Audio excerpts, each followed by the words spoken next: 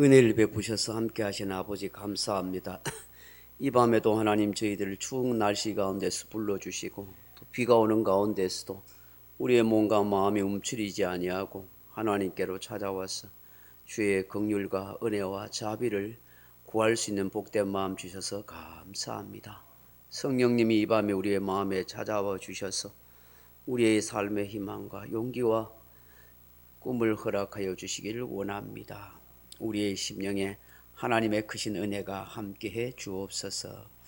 예수님 귀하신 이름으로 기도하옵나이다. 아멘. 272장 찬송하십시다. 찬송가 272장입니다.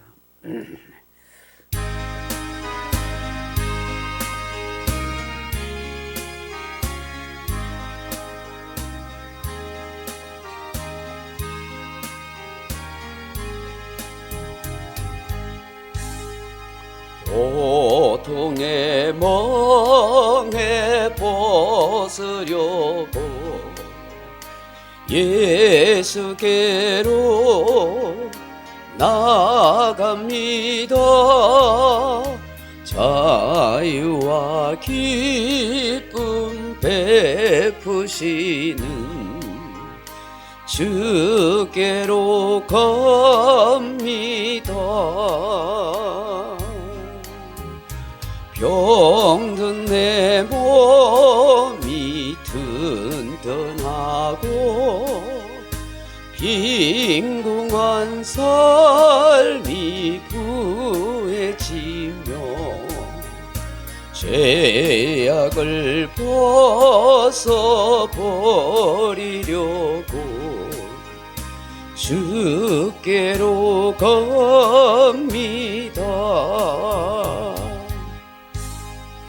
낭패와 실망 당한 뒤에 예수께로 나아갑니다. 십자가 은혜 받으려고 주께로 갑니다. 슬프던 마음 위로받고 이 생의 풍파 전전하며 영광의 찬송 부르려고 주께로 갑니다. 교만한 마음을 내버리고 예수께로 나아갑니다. 복되신 말씀 따르려고 주께로 갑니다.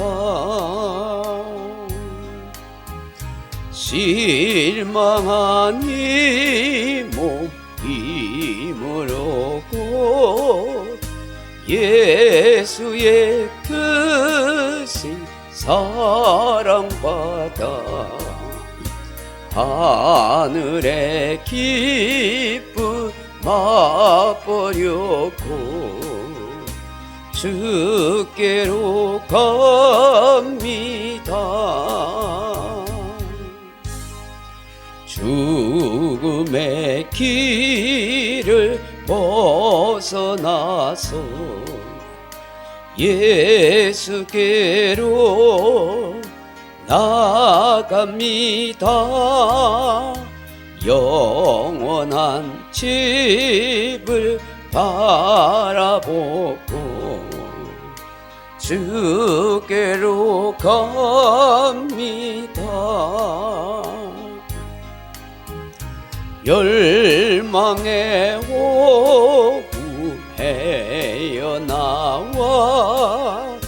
평화의 나라 바다라서 영 영광의 주를 배우려고 주께로 갑니다.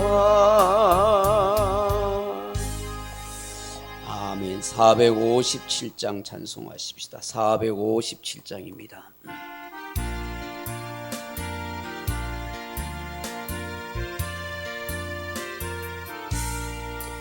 겟세마네 동산에 주를 생각할 때에 근심이나 걱정을 외면할 수 있을까? 나를 항상 버리고 주를 따라가리라. 빌라도의 뜰에서 주를 생각할 때에 수치됨과 아픈 것 못 견딜 수 있을까? 길이 참고 묵묵히 주를 따라가리라. 갈보리산 올라간 주를 생각할 때에 나의 받는 괴로움을 비교할 수 없으리.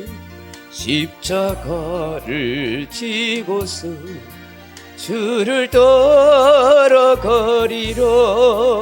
무덤에서 부활한 주를 생각할 때에 환난이나 죽음도 두려울 것 없으리.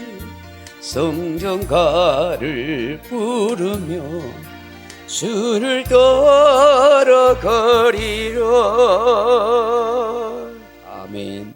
382장 찬송하십시다. 찬송가 382장입니다.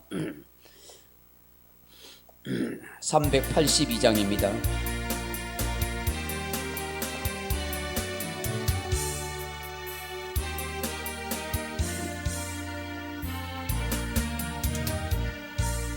너 근심 걱정 말아라.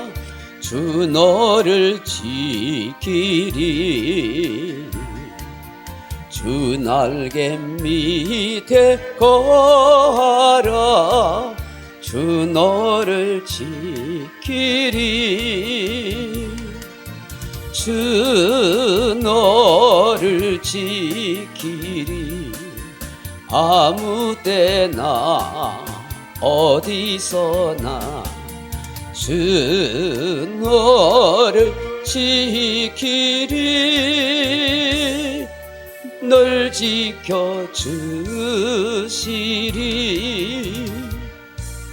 어려워 낚시될 때에 주 너를 지키리.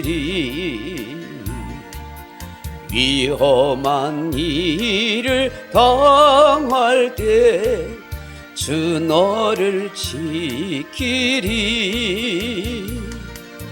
주 너를 지키리. 아무 때나 어디서나 주 너를 지키리.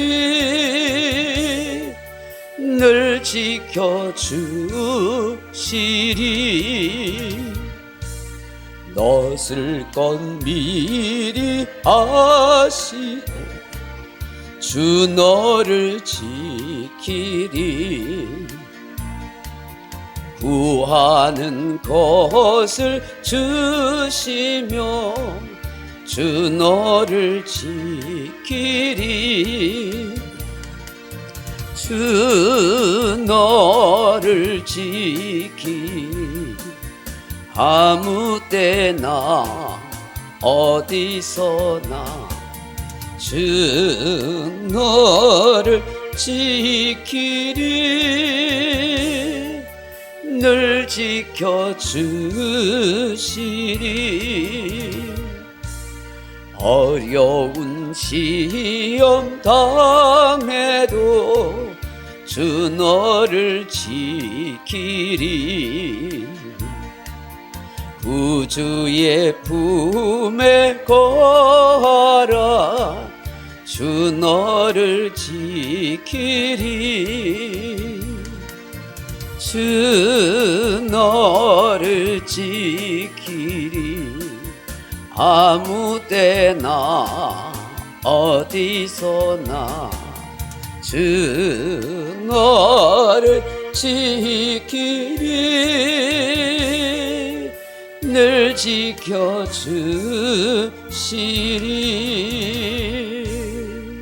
아멘.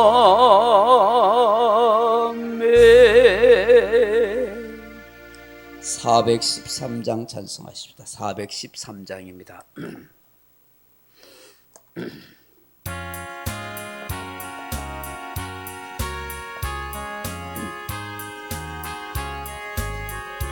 내 평생에 가는 길 순탄하여 늘 전전한 가든지 금풍바로 무섭고 어렵든지 나의 영혼은 늘 평하다. 내 영혼 평안해. 내 영혼 평안해. 저 마귀는 우리를 삼키려고 입 벌리고 달려와도 주 예수는 우리의 대장되니 끝내 서워서 이기겠네. 내 영혼 평안해. 내 영혼 평안해. 내 지은 죄주 홍비 같으라도 주 예수께 아뢰며 그 십자가 피로써 다시 서서 흰 눈보다도 정하리라. 내 영혼 평안해. 내 영혼 평안해. 저 공중에 구름이 일어나며 큰 나팔이 울릴 때에 주 오셔서 세상을 심판해도 나의 영혼은 법 없으리. 내 영혼 평안해. 내 영혼 평안해. 아멘. 425장 찬송하십시다. 425장입니다.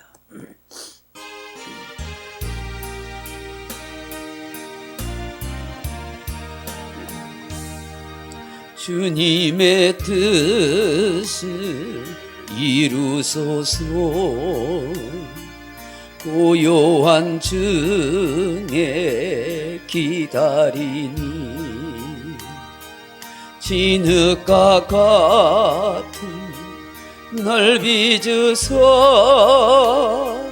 주님의 형상 만드소서. 주님의 뜻을 이루소서. 주님 발 앞에 엎드리니 나의 맘속을 살피시사 눈보다 희게 하옵소서. 주님의 뜻을 이루소서.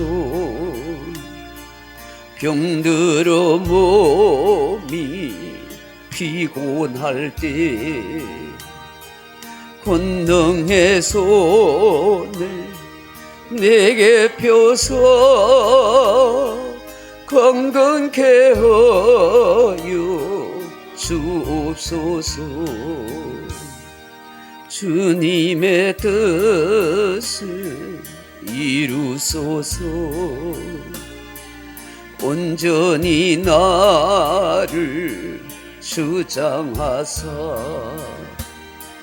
주님과 함께 동행함을 만민이 알게 하옵소서.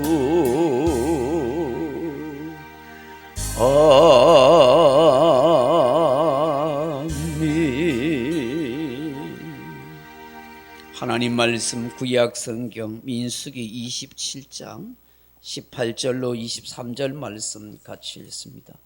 구약 성경 민수기 27장 18절에서 23절 말씀입니다. 제가 가진 성경은 구약 성경 243페이지 민수기 27장 18절로 23절 말씀입니다. 찾으셨으면 한 목소리를 읽으십시다. 여호와께서 모세에게 이르시되 눈의 아들 여호수아는 그 안에 영이 머무는 자니 너는 데려다가 그에게 안수하고 그를 제사장 엘르아살과 온 회중 앞에 세우고 그들의 목전에서 그에게 위탁하여 내 종기를 그에게 돌려 이스라엘 자손의 온 회중을 그에게 복종하게 하라.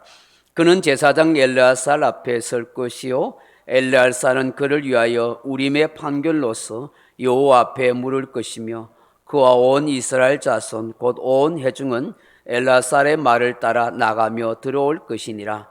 모세가 여호와께서 자기에게 명령하신 대로 하여 여호수아를 데려다가 제사장 엘르아살과 온 회중 앞에 세우고 그에게 안수하여 위탁하되 여호와께서 모세에게 명령하신 대로 하였더라. 아멘.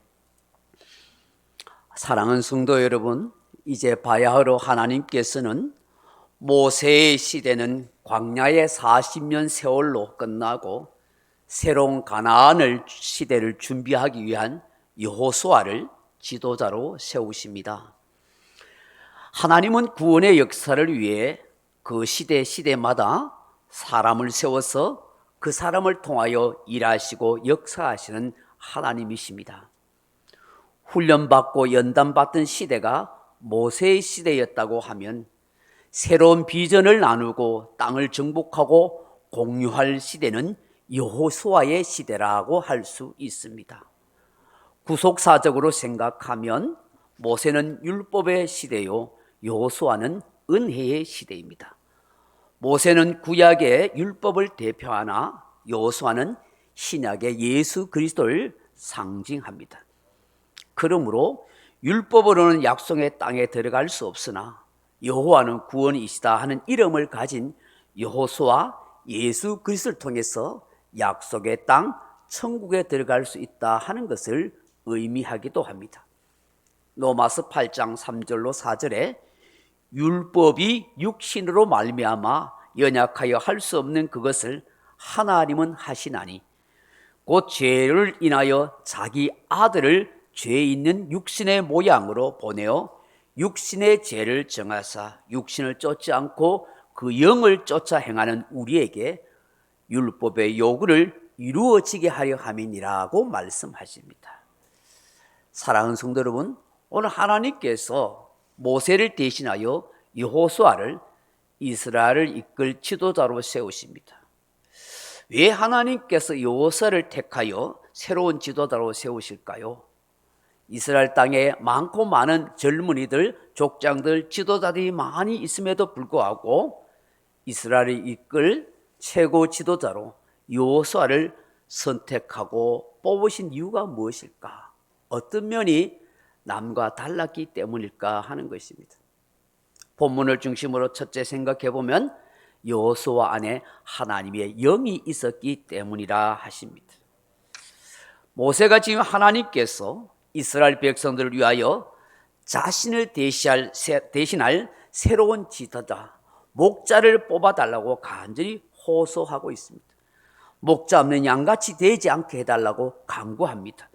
그때 하나님께서 어떻게 응답하십니까? 방금 우리가 읽은 18절 말씀 다시 보십시오. 여호와께서 모세에게 이르시되 눈의 아들 여호수아는 그 안에 영이 머무는 자니 너는 데려다가 그에게 안수하고 합니다.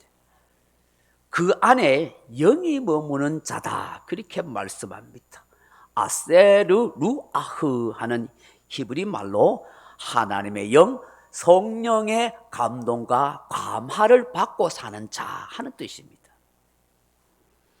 다시 말해서 성령님이 구석에 역사하셔서 그를 통치하시고 주장하고 있는 사람이라 하는 의미인 것입니다. 여러분, 이 마음의 깊은 의미가 뭘까요? 다시 말해서 하나님의 영이 그 사람 속에 함께하고 있는 영적인 사람이란 뜻입니다. 인간적인 생각이나 욕심을 따라서 육신적이거나 세상의 풍속을 따라 사는 사람이 아니라 하나님의 뜻을 따라 성령의 인도하심을 따라 사는 성령의 사람이라 하는 것입니다. 이런 사람이 바로 이스라엘의 지도자요, 이스라엘의 양을 인도할 목자라고 말씀합니다. 저 자신도 그렇고 우리 모든 직분자들도 하나님의 영이 머무는 사람, 하나님의 영의 감동을 따라 사는 사람이 되어야 한다 하는 것이죠. 여호수아가 바로 이런 영이 머무는 사람이요, 성령의 감동을 받고 사는 사람이요, 받고 있는 사람이라 하는 것입니다. 지금 여호수아를 이스라엘의 새로운 지도자로 세우는 것을 보거나 또 우리가 알다시피 사도행전 6장에 보시면 사도들이 초대교회 최초의 7 집사님을 세우는 것을 봅니다. 그 지도자들과 직분자들을 세우는 자격 요건이라 할까요? 어떤 직분자를 세워야 하는지를 이렇게 말씀합니다. 사도행전 6장 3절에 보면 형제들아 너희 가운데서 성령과 지혜가 충만하여 칭찬받는 사람을 7을 택하라. 우리가 그들에게 이 일을 맡기고라고 말씀합니다. 성령이 충만하고 지혜가 충만하며 칭찬받는 사람이어야 한다 하는 것입니다. 이것이 직분자를 세우는 기준이었습니다. 여기에 인간적인 인맥이나 학벌이나 재능을 내세우지 않습니다. 인기 투표가 아닙니다. 누구 보란 듯이 많은 헌금을 하고 앞장서서 자기 열심으로 봉사를 많이 하는 사람의 기준도 아닙니다. 인간적으로 직분을 주면 하나님의 일을 잘 할 것이라 하는 기준도 아닙니다. 오직 성령의 감화를 받고 사는 겸손한 성도, 하나님의 뜻이 무엇인지 늘 먼저 생각하는 지혜로운 성도, 교회를 세우는 일에 헌신하고 남들에게 도덕적으로 인격적으로 감동을 주는 칭찬받는 성도였다 하는 것입니다. 하나님의 영이 머무는 사람, 목사, 직분자, 종들이 다 되었으면 좋겠습니다. 두 번째 여호수아는 어떤 사람입니까? 약속의 말씀을 붙들고 사는 믿음의 종이었다 하는 것입니다. 우리가 알다시피 여호수아는 민수기 13장 14장에서 각 지파를 대표하는 12명의 정탐꾼 가운데 한 사람입니다. 그 12명의 정탐꾼이 가나안 땅에 40일 동안 정탐한 후에 10명의 사람들은 그 땅에 대해서 악평을 합니다. 그 땅에 거주하고 있는 사람은 거대한 아낙 자손이요, 큰 성읍이 있어서 우리가 결코 정복하거나 이겨낼 재간이 없다고 말씀하며 온 백성을 낙담시켜 버립니다. 우리는 그들 보기에 메뚜기 같은 존재라고 폄하해 버립니다. 그들의 말과 보고에는 그 어떤 하나님에 대한 신앙이나 약속의 말씀을 붙들고 있는 의지가 있는 믿음이 전혀 보이지가 않습니다. 오로지 눈에 본 현실, 자기들의 생각만을 전달했던 것입니다. 그렇지만 여호수아와 갈렙만은 달랐습니다. 어떻게 말합니까? 우리가 충분히 정복할 수 있습니다. 여호와께서 함께 하시면 얼마든지 이길 수 있습니다. 하나님이 우리에게 약속하신 땅이 아닙니까? 라고 그렇게 말합니다. 오히려 그들이 우리의 밥입니다 라고 말하죠. 임마누엘의 신앙이 그들 속에 있었습니다. 여호수아와 갈렙은 믿음의 눈, 영의 눈을 열고 하나님의 역사를 기대하고 말했습니다. 근데 10명은 육신의 눈으로 보는 것에만 연연해서 말했던 것입니다.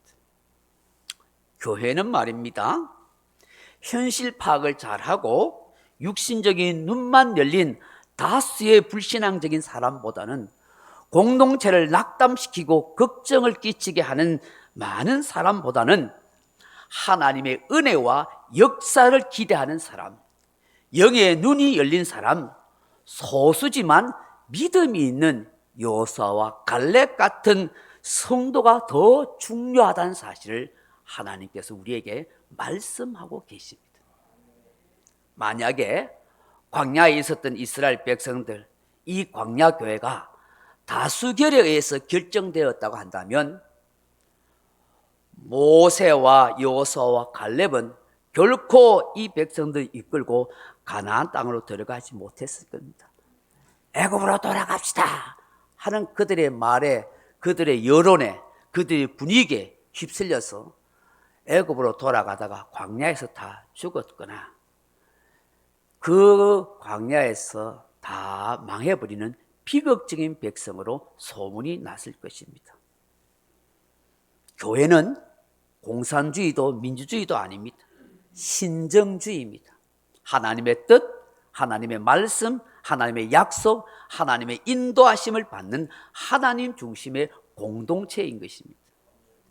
이런 믿음의 사람, 긍정의 사람, 하나님의 역사하심을 믿고 기대하는 사람들이 모이는 교회가 참 교회이고, 하나님께서 그런 사람을 이스라엘 공동체의 지도자로 세운다는 것입니다. 저뿐만 아니라 모든 교회의 중직자는 이런 신앙적인 사고와 의식과 믿음이 있어야 한다 하는 것입니다. 그래야 교회가 하나님의 뜻대로 되어가고 교회 공동체를 구원의 길로 인도하고 하나님의 나라를 이루게 하는 것입니다. 교회는 수와 양으로 보는 것 아닙니다. 교회는 좋은 환경 시스템으로 보는 것도 아닙니다. 재미좋고 유익한 프로그램으로 결정되는 것도 아닙니다. 내 육신의 즐거움과 만족이나 사업의 확장을 위한 만남의 장소도 아닙니다. 그것은 세상 나라가 훨씬 재미있고 더 좋은 시스템과 유익한 프로그램이 많습니다. 교회는 천국으로 들어가는 관문입니다. 교회는 말씀과 기도로 세워지는 곳입니다. 자신과 다른 사람의 영혼을 구원을 이루는 구원의 방주입니다. 각자의 영혼이 하나님께로 더 가까이 가도록 하는 구도자가 되게 하는 것, 그것이 곧 교회인 것입니다. 무엇보다도 교회가 중요하게 여길 것, 삼위 하나님을 진심으로 경외하는 예배 공동체가 되는 것입니다. 이것이 교회의 핵심이요 본질입니다. 고대 이스라엘 성전 시대에도 하나님께 철저하게 희생 제물의 제사법을 통해서 하나님께 제사함을 받고 하나님께로 가까이 갈 수 있는 인생이 되게 하는 것에 초점을 맞추었습니다. 초대교회도 말씀과 성찬과 시편 찬송을 통해서 예배 공동체로 세웠습니다. 이 일을 위하여 함께 부름받은 성도들이 세상 속에서 가난과 질병과 핍박과 고통 중에 있던 그 형제 자매들이 함께 모여 서로 위로하고 격려하며 하늘나라를 사모하도록 만들어 갔던 것입니다. 이러한 순수하고 단순한 신앙이 기독교의 역사를 이렇게 이룬 것입니다. 12명의 정탐꾼 중에서 갈렙과 여호수아만이 하나님의 뜻을 따라 반드시 땅을 정복할 수 있다는 믿음과 긍정의 눈을 가진 사람이었습니다. 우리가 성경을 보다시피 훗날 여호수아와 갈렙만이 그 가나안 땅에 들어갔습니다. 그들이 어떤 신앙과 어떤 삶으로 인생이 살았고 하나님 앞에 쓰임받는 축복의 사람이 되었는지를 잘 알게 되는 것입니다. 여호수아의 출신 지파가 에브라임 지파입니다. 여러분, 에브라임은 알다시피 요셉의 둘째 아들입니다. 그런데 그의 형 므낫세보다 갑절의 축복, 더 많은 민족을 이루는 그런 역사를 이루게 됩니다. 창세기 48장에 보면 야곱 아버지에게 요셉 아들이 자기의 두 아들 므낫세와 에브라임을 데리고 옵니다. 그래서 야곱 앞에서 장자인 므낫세를 아버지 야곱의 오른손 밑에 두고 차자인 에브라임을 아버지 왼손 밑에 둡니다. 그리고 이 두 아들 축복해달라고 부탁합니다.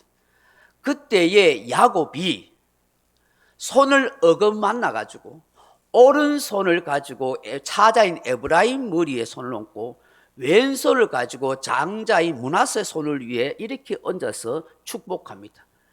므낫세가 큰 민족을 이루고 하나님이 축복하실 사람이 될 것이고 지파가 될 거라고 이야기함과 동시에 에브라임에게는 더 큰 민족, 므낫세보다 더 큰 축복을 누리고 더 많은 민족을 이룰 거라 그렇게 축복합니다. 요셉은 이해하지 못하다가 아버지 왜 그렇게 하세요 하고 그렇게 반문했지만 하나님의 계시와 영감을 받았던 야곱은 그렇게 축복한 것입니다. 므낫세의 이름은 잊어버리다, 제거하다 하는 뜻입니다. 에브라임이란 이름의 뜻은 열매를 맺다, 풍성하게 하다 하는 뜻입니다. 요셉이 형들에게 미움받아서 애굽 땅에서 10수년을 슬픔과 고통 가운데, 괴로움 가운데 살았었습니다.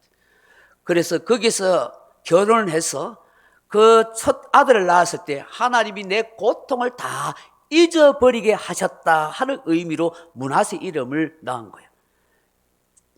그 므낫세 이름을 지었죠. 그리고 둘째 아들 차자인 에브라임을 낳게 되자 하나님이 이제 나를 풍성하게 하실 것이다, 많은 열매를 맺는 축복의 인생이 되게 하실 것이다 라고 해서 에브라임이라는 이름을 지었습니다. 왜 하나님이 에브라임에게 더 많은 차자에게 축복을 하셨을까? 우리는 잘 알지 못하지만 그 이름을 통해서 하나님께서 계시하고자 하는 뜻과 의미를 우리는 조금 생각할 수 있습니다. 히브리인들의 사고를 생각해 보면 이런 것입니다. 하나님은 우리의 삶과 신앙이 과거의 아픔과 상처와 그리고 괴로움을 잊어버린 것 이상으로 적극적으로 현재와 미래의 삶의 신앙생활을 통해서 열매를 맺고 더 풍성한 은혜 가운데 살아가기를 원하신다 하는 뜻이 있는 거예요. 그래서 므낫세란 잊어버리다 하는 그 이름보다는 하나님이 열매를 맺게 하신다, 풍성케 하신다는 에브라임을 더 축복하신 것도 바로 이런 맥락인 것입니다. 신앙은 과거의 은혜에만 매여 있는 것이 아니라 진취적이고 발전적이며 더 풍성한 하나님의 은혜를 누리며 신앙이 성장하고 발전해 가야 한다는 것을 깨닫게 되는 것입니다. 이 에브라임 지파의 눈의 아들 여호수아라 말합니다. 눈이란 말은 물고기라는 뜻입니다. 물고기는 자유롭게 헤엄치는 모습이고 계시적인 의미는 새하늘과 새 땅을 찾아 끝없이 올라간다 하는 뜻입니다. 다시 말하면 믿음대로 살려고 몸부림치는 자의 모습이며 끊임없이 자신을 변화시키려고 노력하는 자의 모습이 바로 여호수아의 아버지 눈이라는 뜻의 의미가 가지고 있습니다. 여호수아는 히브리어로 예수아 합니다. 여호와는 구원이시다 하는 뜻으로 호세와 예수 다 같은 의미인 것입니다. 아버지 눈 하는 이름과 연결시켜 보면 이런 해석이 되는 것입니다. 자신이 변화받기 위해 끊임없이 몸부림치고 믿음으로 사는 자에게 하나님의 구원을 보고 하나님의 능력을 보게 하신다. 에브라임을 덧붙여 보면 열매를 맺고 풍성한 인생을 살게 하신다 하는 것을 말하는 거예요. 그러므로 저와 여러분도 이 흉악한 세상 속에서, 이 험악한 세월 속에서 믿음으로 살아보려고, 내 삶을 변화시켜 보려고 몸부림쳐 살아가고자 할 때 하나님이 구원의 역사를 펼쳐주시고 하나님의 능력의 역사를 보게 하시고 하나님이 더 풍성한 열매를 맺게 하시는 인생이 되게 하신다는 것입니다. 아무리 시대가 변하고 현실이 척박하고 눈에 보이는 것으로 다 해석되어지는 세상이라 할지라도 성도는 믿음으로 사는 것입니다. 성도는 하나님의 약속의 말씀대로 사는 것입니다. 성도는 지금도 살아 역사하시는 하나님의 능력을 기대하며 사는 것입니다. 이것이 여호수아가 가졌던 신앙이요, 우리가 가져야 할 신앙인 줄로 믿습니다. 마지막으로 여호수아가 이스라엘 지도자를 세움 받은 비결이 있습니다. 그게 뭘까요? 그런 오랫동안 훈련받은 한결같은 충성된 종이라 하는 것입니다. 지도자는 하루아침에 만들어지지 않습니다. 얼마 전에 월드컵 축구가 끝났습니다만 그 월드컵에 나온 선수들이 갑자기 만들어진 최고의 선수가 아닙니다. 오랫동안 축구 선수로 훈련을 받았고 또 대표 선수로 발탁이 되어 발을 맞추며 집중 훈련하였기 때문입니다. 어느 공동체이든지 지도자는 훈련과 연단을 통해서 세워지는 것입니다. 우리가 알다시피 여호수아는 모세의 시종으로 늘 한결같이 모세를 잘 섬겼습니다. 오랫동안 충성을 다했습니다. 항상 모세를 떠나지 않고 따라다니며 모세를 섬기는 그런 시종으로 훈련받아 왔습니다. 하나님은 이런 여호수아를 눈여겨본 것입니다. 하나님이 인정하시는 충성된 일꾼은 한결같음입니다. 기억하십시오. 한결같음입니다. 현실과 환경과 개인의 모든 삶을 뛰어넘어 자기 희생과 헌신을 할 줄 아는 한결같은 신실한 종을 하나님이 인정하십니다. 축복하십니다. 그를 진정한 지도자로 세우십니다. 그가 바로 여호수아였던 것입니다. 교회도 이런 일꾼, 이런 지도자, 이런 직분자가 있어야 든든하게 서가는 것입니다. 좋은 리더는 좋은 섬기는 자입니다. 섬기니 훈련이 되지 않은 사람이 훌륭한 리더가 되기 어려운 것입니다. 일본을 천하 제패했던 도쿠가와 이에야스라는 사람이 있습니다. 그가 항상 집을 나설 때마다 추운 겨울임에도 불구하고 신발이 항상 따뜻함을 느꼈습니다. 참 이상하다 싶었는데 알고 보니 그 주인이 외출할 때쯤 되면 그 집의 종이 그 주인의 신발을 가슴에 붓고 따뜻하게 해놨다가 그 신발을 내어드렸던 것입니다. 도쿠가와 이에야스는 이 종을 귀하게 여겨 자기 신복으로 삼았습니다. 그가 훗날 일본의 절대적인 영향력을 행사하고 우리나라를 침략하기도 했던 도요토미 히데요시입니다. 주인을 제대로 섬길 줄 아는 자가 리더가 되는 것입니다. 우리나라 초대교회에 신앙적으로 또 민족 정신을 일깨운 훌륭한 독립운동가가 있습니다. 바로 평양 산전형교회 조만식 장로님이십니다. 그는 어릴 적 주인의 집에서 종으로 열심히 요강을 닦았던 사람입니다. 얼마나 냄새나고 싫어한 일이겠습니까? 그러나 그는 한결같이 그 주인의 요강을 깨끗이 닦아 놓는 일을 하였다고 합니다. 주인은 그 조만식을 눈여겨보았습니다. 똑똑하고 부지런한 저 조만식을 그냥 놔두면 안 되겠다 싶어서 주인이 공부를 시켰습니다. 그래서 평양 숭실중학교에 보내고 그 숭실중학교에서 예수님을 믿고 그 주인의 도움으로 훗날 일본 유학 가는 데까지 도움을 주었습니다. 조만식 선생님이 훗날에 훌륭한 학자가 되었어. 민족 정신을 일깨워주는 오산학교의 교장이 되기도 하고 정치인으로 조선일본사 사장으로 무저항 독립운동가로 그렇게 활동하였습니다. 그가 후학들에게 가르쳐주는 말 가운데 이런 말이 있습니다. 요광의 정신을 가져라. 요광신앙을 가르쳐줬습니다. 다시 말하면 가장 힘들고 어려운 일을 섬기는 자가 리더가 될 수가 있다 하고 가르쳤다고 합니다. 여호수아는 오랫동안 모세를 섬기는 종으로 한결같이 섬겨왔기에 그가 이스라엘의 지도자로 세움받게 되었던 것입니다. 말씀 맺습니다. 사랑하는 성도 여러분, 오늘 하나님께서 모세에게 이스라엘 백성들이 보는 앞에서 세대 교체의 당위성을 이루게 하십니다. 대제사장 엘라사를 통하여 공식적으로 이스라엘의 지도자로 모세를 이을 훌륭한 영도자로 안수식을 하고 위임식을 하게 됩니다. 모세가 가지고 있던 존귀함을 그대로 전수받고 이제부터는 온 이스라엘 백성들이 여호수아를 중심으로 그에게 복종할 것을 말씀합니다. 하나님은 이제 세대 교체를 통해서 새로운 여호수아 시대, 가나안 정복 시대를 이루어 나가도록 하십니다. 그 사람이 바로 하나님의 영이 있는 사람이요, 약속의 말씀을 붙들고 있는 믿음의 사람이요, 오랫동안 한결같은 신앙으로 섬기고 훈련받은 신앙의 사람이었다 하는 것입니다. 저와 여러분도 이런 신앙의 사람으로 하나님 앞에 사랑받을 수 있는 은혜로운 성도가 다 되기를 소망합니다. 기도하겠습니다. 아버지 하나님, 오늘 시대 세대 교체를 통해서 하나님이 여호수아를 세워가시는 걸 보게 됩니다. 많고 많은 사람들 중에 여호수아를 택하신 것, 하나님의 전적인 주권 아래 있지만 여호수아가 하나님의 영이 머무는 사람이었고 말씀과 믿음으로 살아가는 성도였고 무엇보다도 한결같은 충성심으로 섬기는 하나님의 종이었다는 사실을 생각하게 하셔서 우리가 어떻게 믿음생활 신앙생활을 잘 할 수 있고 하나님 앞에 인정받는 사람이 될 수 있는지를 다시 한번 생각하는 우리 모두가 되게 해 주옵소서. 예수님 이름으로 기도하옵나이다.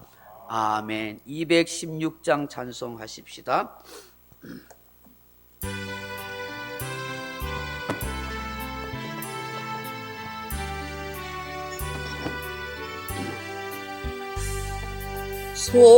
성자의 귀한 몸 날 위하여 버리신 그 사랑 고마워라. 내 머리 숙여서 주님께 비는 말, 나 무엇 주님께 바치리까. 지금도 날 위해 강구하시 이 어떤 믿음이 하옵나니. 주님의 참사랑 고맙고 놀라워 찬송과 기도를 쉬지 않네. 주님의 십자가 놔두지고